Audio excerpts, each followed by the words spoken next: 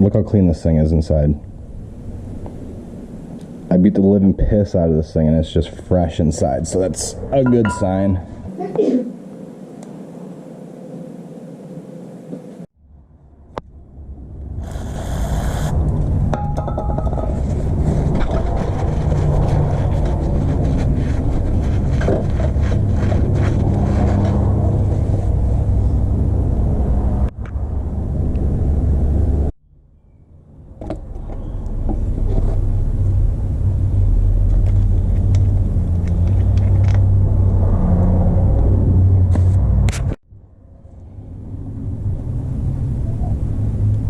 No, not what you want. Yeah, fired right off.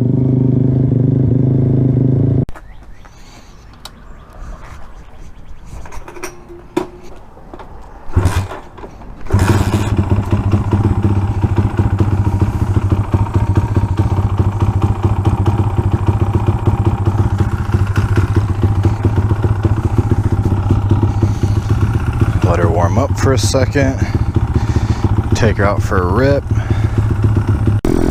But I say go out, make a draggy pass or two, see what that does. It's a little windy, but I mean it's hot out though, so I don't know how this. So the carb's still doing its weird thing. I don't know how it's gonna run with how hot it is, and it's windy, but I wouldn't do it anyways. I like to take it out and do a draggy pass like every time just to see if anything changes and stuff. So I'll do that, come back into town, take a lap or two. Just topped it off with gas at my house.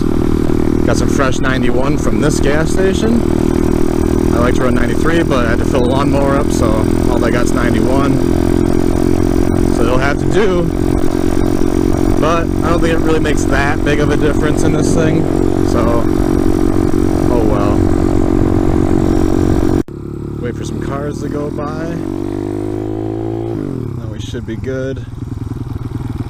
Do it right here. This seems to be the best spot, so we'll reset.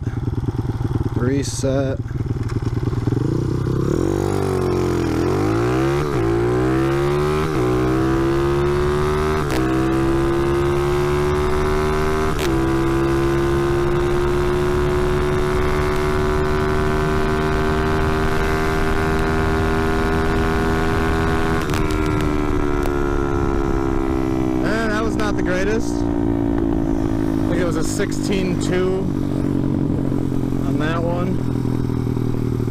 Look at it in a second, but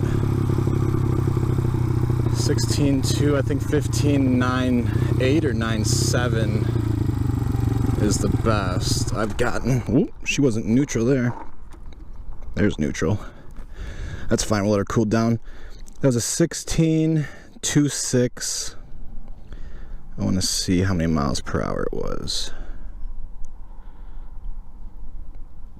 16.26 at 75.48. So, not the best run I've had, but we'll do it again on the way back real quick and then call it good for the Draggy for today. Oh, that's nice. There's just a shattered Modelo right there. There's glass everywhere. Oh well. Fire this thing up, do it again. Pretty sure the wind's going straight into me this direction, so this is probably gonna be worse than the one we just did, but I'll do it anyways. Okay, reset. Oh yeah, this one's already not good.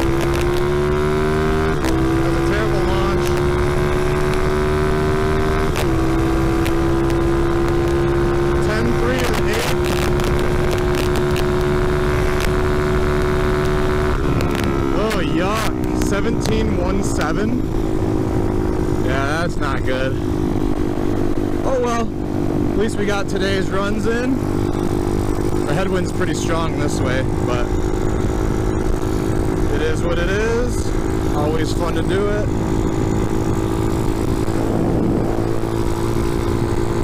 Go back into town, take a lap or two, see if there's anything interesting going on. So tomorrow's 4th of July. I got Monday off. ever since we had the baby, who will be 4 weeks old on Monday, I really haven't left the house and done anything other than work. I think I took the bike out the one time for like 20-30 minutes. We have a babysitter. Grandma's taking both kids tonight around 6, so me and the girl are gonna go out and like enjoy ourselves, you know, for the first time in 4 weeks, 3 weeks, whatever. So that'll be nice. But for right now, had to take the bike out. It's been a long time, feels like. Fresh oil change, valve lash is set good, so take her out and beat on it a little bit.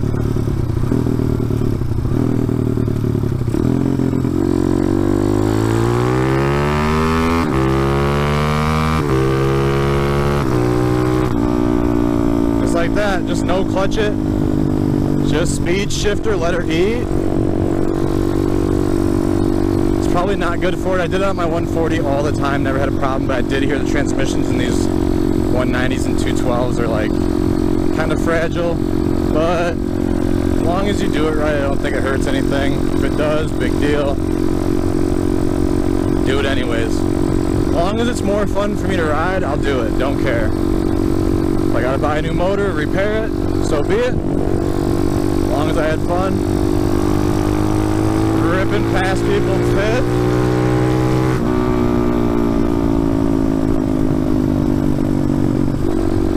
I just gotta make sure my brake light's working since I adjusted it.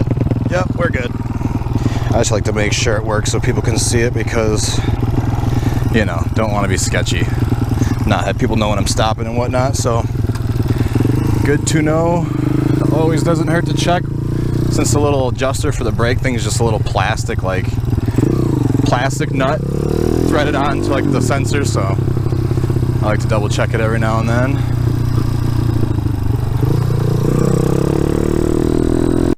Also, sometimes when this thing's cold, I've noticed my clutch slips. Like if it's only been running for like 5-10 minutes and I go out and rip on it, like shift through the gears, it'll slip, but then it goes away once it warms up. But it hasn't done it lately, so that's good. Maybe it's just because the oil I changed is a little bit different, you know, viscosity or something, because that plays a role in the clutch on these things, so maybe it was that. Because it only did it from the time I changed the oil last till now, and I just changed it again and didn't do it yet, so possibly maybe it was the oil, who knows. Never had that problem before, but I think I did buy a different weight oil because that's all they had when I bought it during winter time, so maybe that was it. Either way, not a big deal. Once it does, it goes away. Also kind of weird, but I adjusted my brake to not be so tight because before it was kind of dragging. Like if I rolled the bike by hand backwards or forward, it would squeak. So I loosened it, which I hate doing because I like the brake to be right there when I touch it, not have any kind of like play in it for like wheelies. But ever since I did that, it hasn't squeaked one time. So I don't know why that made it squeak before. Maybe just because it was constantly rubbing and it got hot. Made the surface of the stuff weird and it squeaked, but it hasn't squeaked yet since I've had it out, which is awesome because that's so annoying. So who knows, this thing's just fixing itself day by day as it falls apart. I'm gonna take a lap down Riverside, the main road by the river here, and then I'm gonna find a country road so I can go out and rip a wheelie somewhere because I'm in the mood to do a wheelie after all that coffee I drank and I haven't ate nothing. Got the jitters, so I need to do a wheelie or something. So after this little trip down this way, I'm gonna go out to the country. Actually, I think I know a pretty cool road I'm gonna go take. It's not really good for wheelies, but it's kind of got corners on it and stuff. It might be kind of neat. So I'm gonna head out that way. It's across the river. Maybe that'll be cool.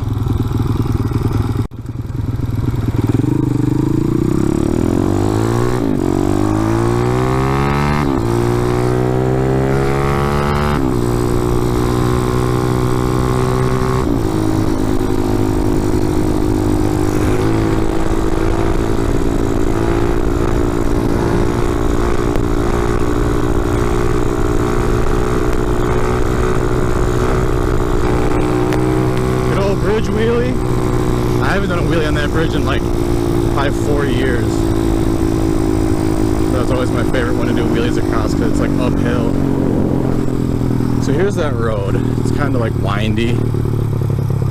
Follows the river. I don't even think I've ever had my bike down this road. But we'll see what it's about. Oh, we got people just right in the middle of the street. They're probably gonna be mad at me. But nope, they're not mad. They knew they were in the middle of the street.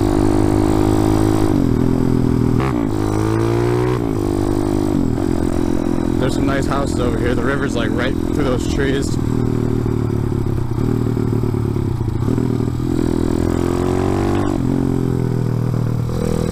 Fun road though.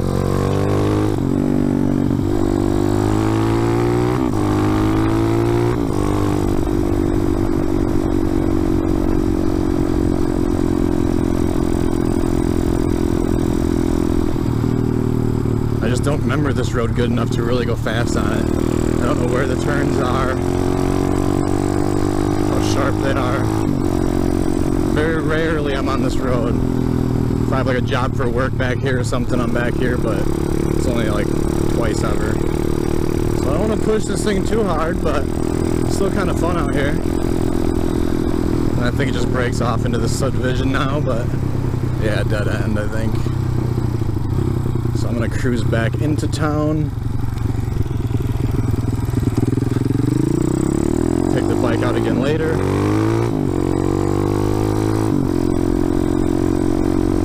I don't want to leave baby home too long, you know. I mean, obviously she's not by herself, but she leaves tonight for the first time to get taken overnight. So I want to spend some time with her as much as possible before she goes, because I'm going to miss her for the next, I don't even know how many hours, like 12, 16 hours she'll be gone. But she's sleeping when I left, so she needs that nap. But I still want to go see her a little bit before she leaves. It's 3 o'clock, she leaves at like 6, so I'm going to head back toward the house. Man, it's nice weather right now on the bike. Like, it's perfect, I'm not hot. But this thing feels so slow today, like just ripping around. Like first gear feels good because it's so short, obviously, but like I just dropped 4th, did a pull of 4th and 5th down this road to like 65. It just felt like not fast. I don't know. I think it needs to be rejetted perfectly, but I still want to throw the 30mm carb on this, or even the 34. 31st, obviously, see if that's any kind of like drivability upgrade or, you know, horsepower upgrade. We'll see. Yeah. Light them up. What is this dude doing?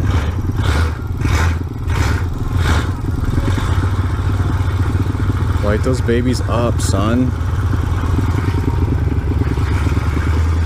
Get it, get it, get it. Messing with that dude in the other truck. Yeah, boy. And then he gets cut off, of course, by somebody that goes through red light. Because this town's full of idiots, hence why I got rear-ended on this exact road. Bunch of idiots everywhere. Don't know how to drive.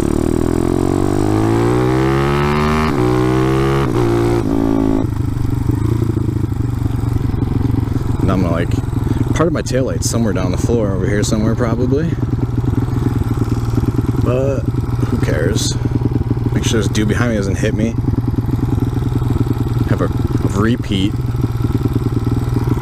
Good. You have a green arrow there, buddy. I don't know what you're waiting for. Don't rear end me, please. Pretty please.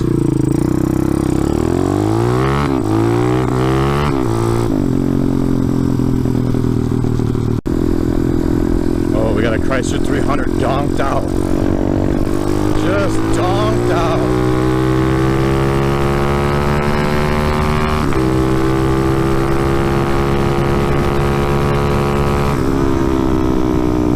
My way, fake wannabe donk. Chrysler 300, get out of here. Swear this town has 0 brain cells, anybody in it. What do you do though, you know? At least I ain't them. Ooh, there goes my bike again. It was just breaking up, hopping, running like trash. I don't know. Last time I did that was when the bowl was like running dry, when the float wasn't set right, and I'd like rip on it, and then it would empty the bowl, and it would lean out, and it would spit and sputter and die sometimes. And then it would be fine once it filled back up. That's what it's doing when I'm just cruising at like a steady speed now. Nothing's changed with the carb. I even took it apart and cleaned it. So I don't know what the deal is. Maybe the float isn't adjusted anymore. There's Mr. Donk Boy, got his doors blown off, but I don't know what's going on with the carb, but kind of annoying. I want to try to put the 30mm on, but then I know it's going to take me forever to get it tuned right to where I'm happy, so I don't know. Maybe I'll just throw one jet bigger in here, one jet smaller. Maybe play with like the fuel screw just a couple turns or something, see if anything changes, because it's got to be something small. I know at 1.2 the needle in my carb, I bent it, the tip of it I bent like really bad, and I straightened it back out with like pliers best I could and put it back in. So it's not perfectly straight, but it never has been. See, it's popping. So the needle never has been straight, it's always been working fine, but that's the only thing in the carb that's like kind of messed up. I don't have a spare needle for it, but whatever. I'm just gonna ride it out like I usually do until it becomes a big issue where it like dies or something. Won't stay running. And I can deal with it till then. See right there, just popping hard. Maybe it's something ignition wise, I don't know. I'll have to dig into it, set the flywheel point again, make sure that's at a good distance, check the CDI and all that stuff. I guess I'll just have to play with that stuff, see if anything changes it, but I feel like it's fuel related, but maybe it's ignition. Who knows? I'm sure I could use some new stuff. It's been a few years since I've done a CDI or a coil or anything like that, so it wouldn't hurt to spend 30-40 bucks and get everything freshened up. So basically I'm heading back to my house now, spend a little bit of time there, and then I think I'm going to take this back out again here in a couple hours. So I might put out another video after this, since I won't be able to put it all into one because I'm terrible at shortening things up and they just end up being super long every time. So probably two, if not for sure one, as long as the audio and this one's not junk from the microphone. But they'll at least tell me I have to redo the settings every time or not, because I didn't touch them from last time. So if I gotta do them every time, at least I'll know. Even though I hope not, that'd be super annoying.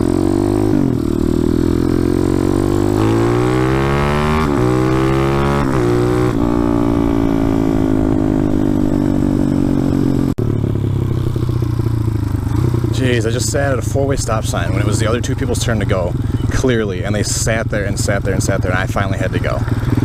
These people are just dumb. Oh, you're turning? Okay.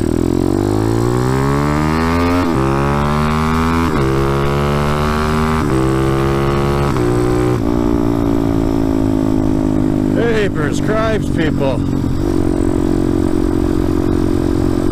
It's kind of neat when I shift with no clutch though, because it pops when I shift, and it almost sounds like the whole, what are you doing now? But he just hit a bird.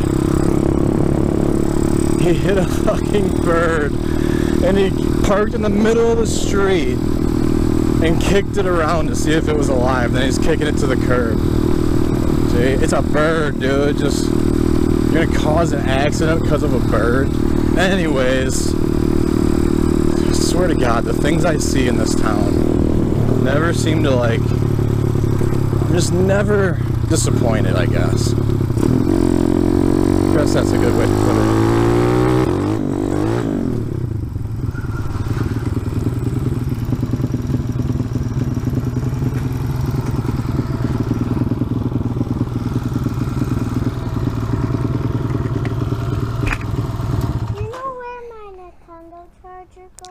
It's on the table.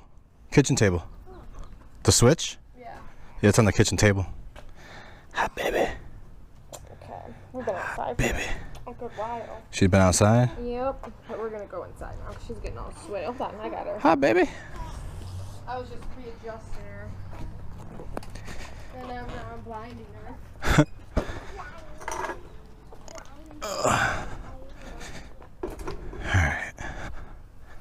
That's my baby.